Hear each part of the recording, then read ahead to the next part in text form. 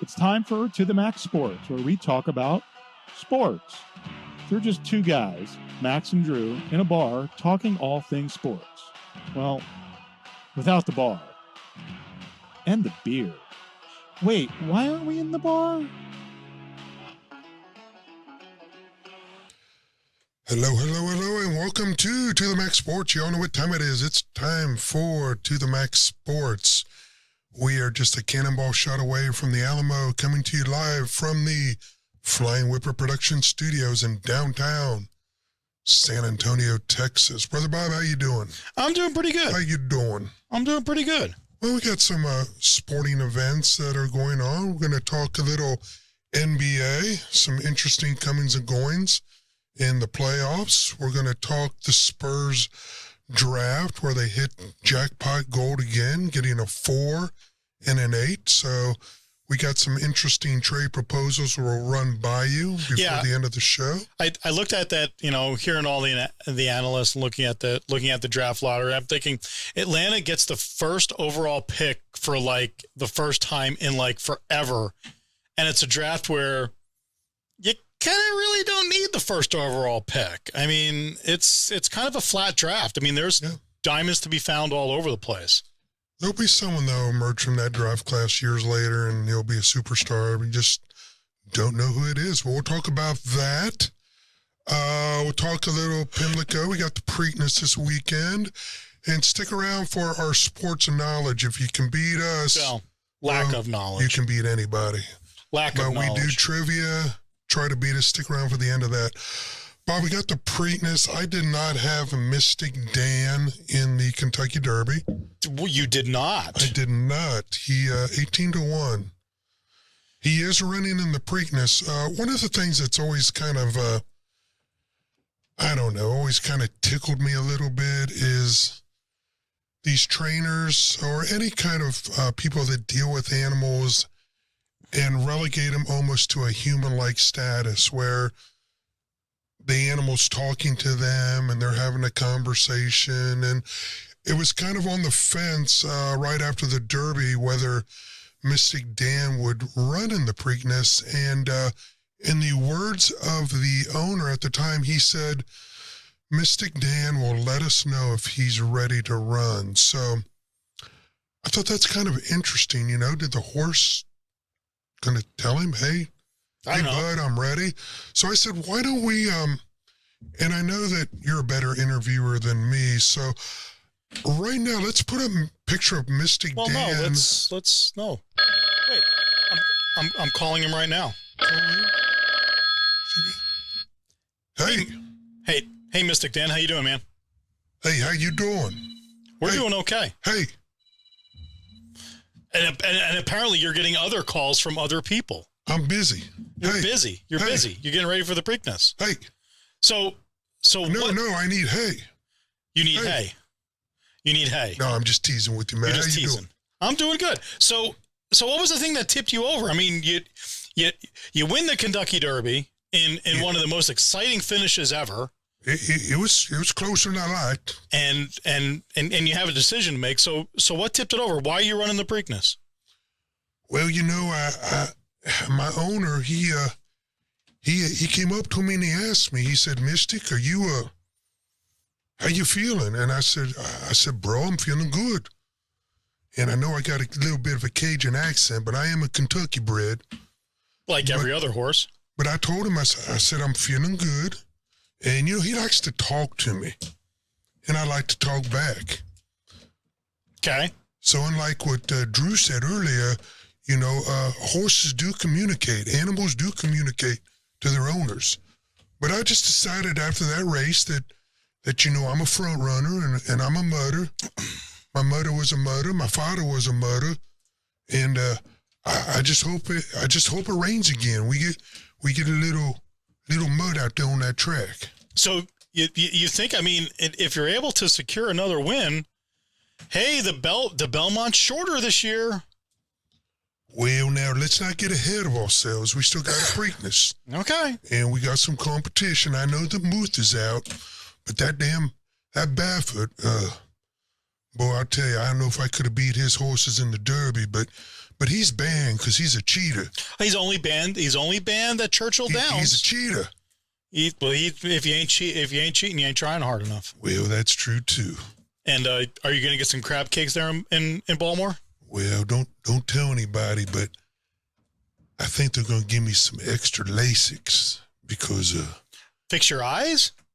No, it thins out the blood, and I'll tell you what, when you pump me up for the amphetamines, you saw what it does to me. You saw how it ran. So you're saying you're going to cheat? If you ain't cheating, you ain't trying. There we right? go. Okay, I think we're done with you, sir. Well, stay tuned, and we'll see you at that Triple Crown. I'm going to give it my best shot there, Brother Bob. Okay, keep on nay-naying there, big guy. All right, peace out. Well, that was interesting. Wow, man, that was pretty cool. So I take back everything I said about horses not having human characteristics and being able to talk. You sound pretty intelligent. Some horses are more intelligent than most of the humans I know. I'm not sure about that Cajun accent, but I just got a text saying it sounded like me, but I don't know. Possibly. Anyway, Possibly. Bob, So is Mystic Dan your pick for the Preakness?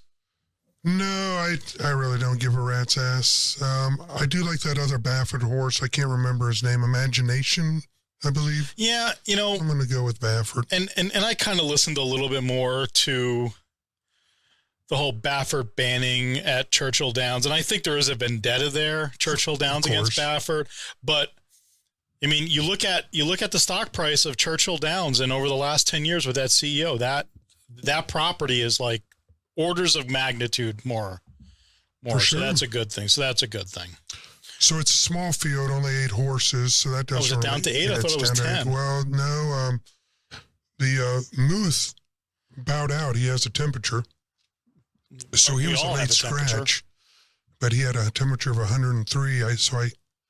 I don't know if they just took his temperature, if he told his owner, if he said, "Hey man, I'm running the temperature. I can't run." So where do you take a temperature on a horse? And how big is that thermometer? We'll leave that up to the other Baffert horse I like, Imagination. Okay, there we go.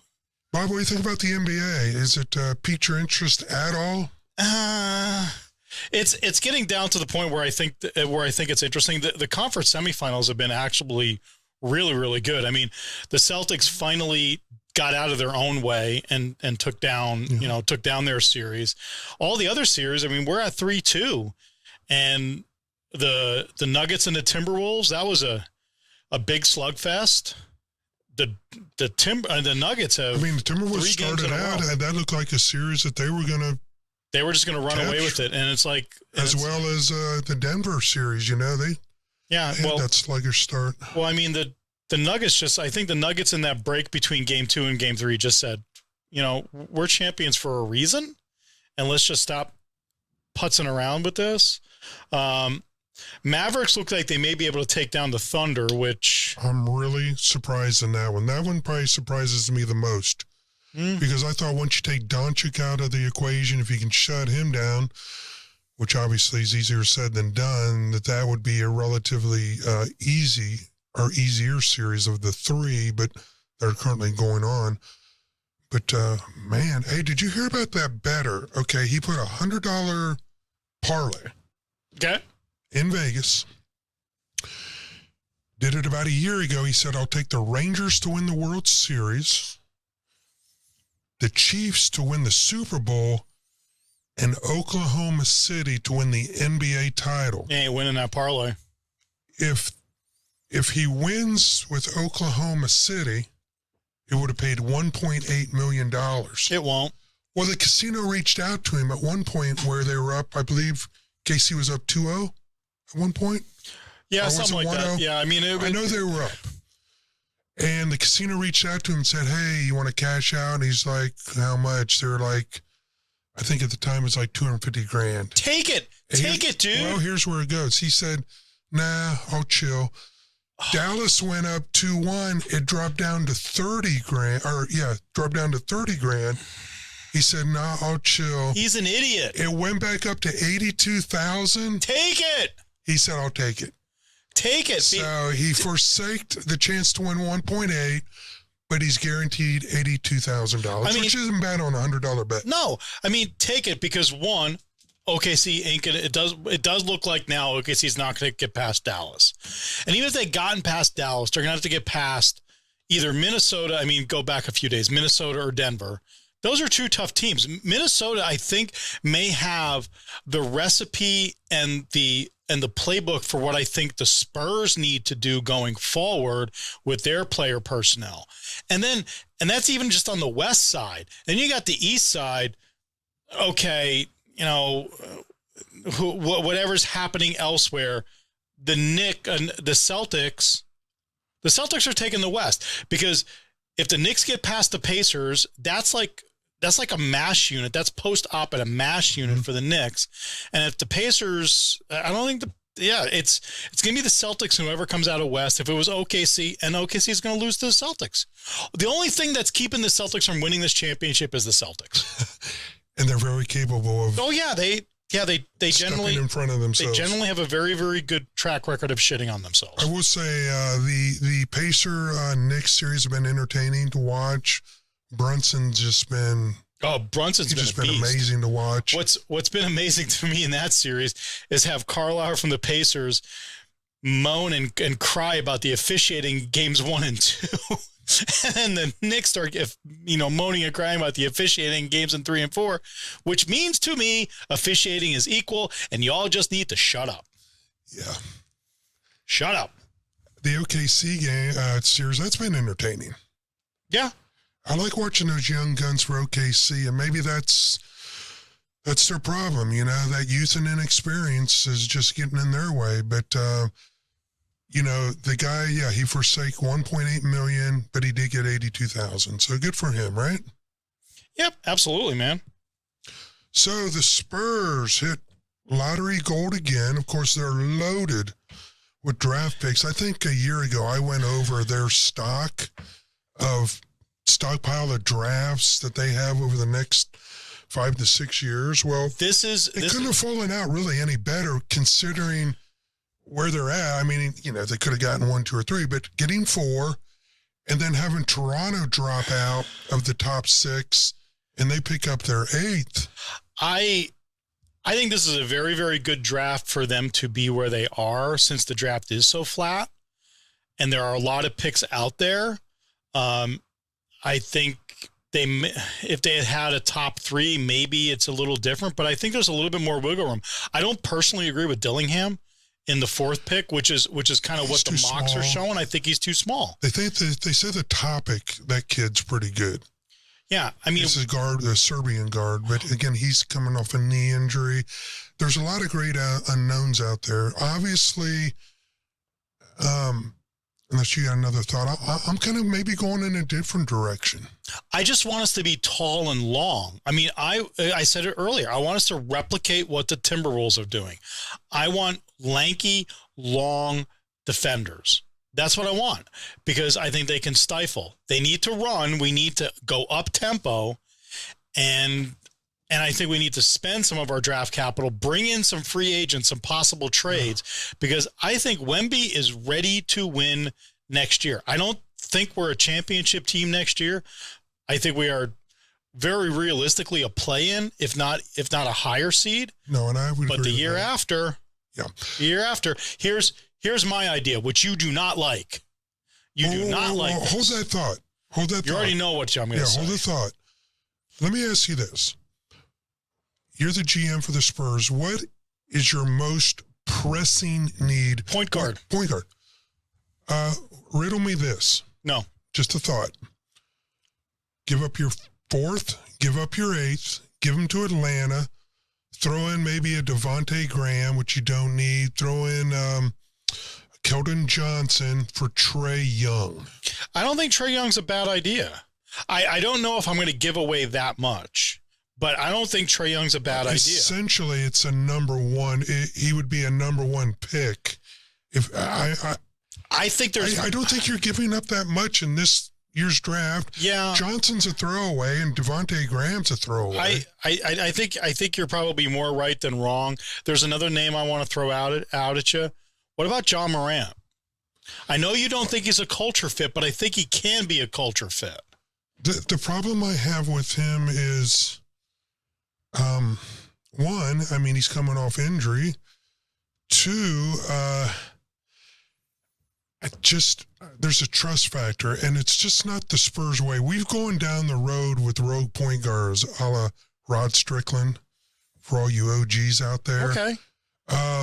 And as talented as the guy is, and even Trae Young to an extent worries me a little bit with kind of that gangster mentality. You know, DeJounte Murray's still young enough that I wouldn't give back what we gave to get him originally. I don't want him back. I don't want I don't want Murray back. But again, you're looking at a tall, lanky point guard. Yeah, but I don't want him 6'3". Okay. Any reason why? I mean, once I dump my girlfriend, we're not going back. Well, that's just my rule. Or actually, more likely, once she dumps me, that's more probable. I would probably be on board more with Trae Young. I think Trae Young's not a bad idea. Trae Young's not a bad idea. Now, you have a ridiculous proposal. It's not ridiculous at all. It's absolutely ridiculous. It's not ridiculous at all. Bronny James has declared for the draft. He's at the combine, and he's shown some ability. So he played college ball. He's averaging 4.2 points a game. But I'm not going to burn a first rounder on Bronny James. What I might do is a late second rounder. If he's around. He's going to be around. Because he's just going to be a show attraction. Some team will pick him up just to put butts in seats. No, I'm going to pick him up to bring his daddy here. Oh, hell no. To bring his daddy here. LaFraud? Name a coach LaFraud hasn't gotten fired. He just got another one fired. Yeah, because that coach wasn't able to do stuff. Now, he's not going to get Popovich fired, but LeBron has 1, maybe 2 seasons left. He has expressed interest in playing with his son. He doesn't need the money. But him and Wemby, it's all about LaFraud. I'm excited. He wants NBA championships or bust. He's not going to go to a rebuild. He will not go to a rebuild. But this is not a rebuild squad. This is I personally think it's one of his better situations. Where else is he going to go? LeBron can't turn L.A. and they've got some quality around them. It's all about LeBron. Yeah. But here he doesn't have to. I think the Lakers should draft his kid with the second pick. Leave us the hell out of it. Okay. Besides, do you want to see a grown man cry on a Spurs floor again? The last person to do that was LeBum. Okay. But anyway, you apparently don't value winning, sir. I value winning the right way, the Spurs way. Okay. Get us Trae Young. Get rid of the draft picks we got this year. That's okay because we got plenty more in the future. That gives us our point guard. And then start looking for, some center help, some long, lengthy center help. Yeah. I'm totally down with the long, lanky center. I think the pieces are in place. I think we got a great backup point guard right now in Trey Jones. I think that we got a superstar in Vassell. Great, solid player. Sokan will be a great 6-man off the bench eventually. I think he's your solid 6-man off the bench. I don't know if I want to keep Collins definitely isn't a starting center, and he's making way too much money. He should be arrested for embezzlement. $16 million a year. Yeah, too much. What else, Bob?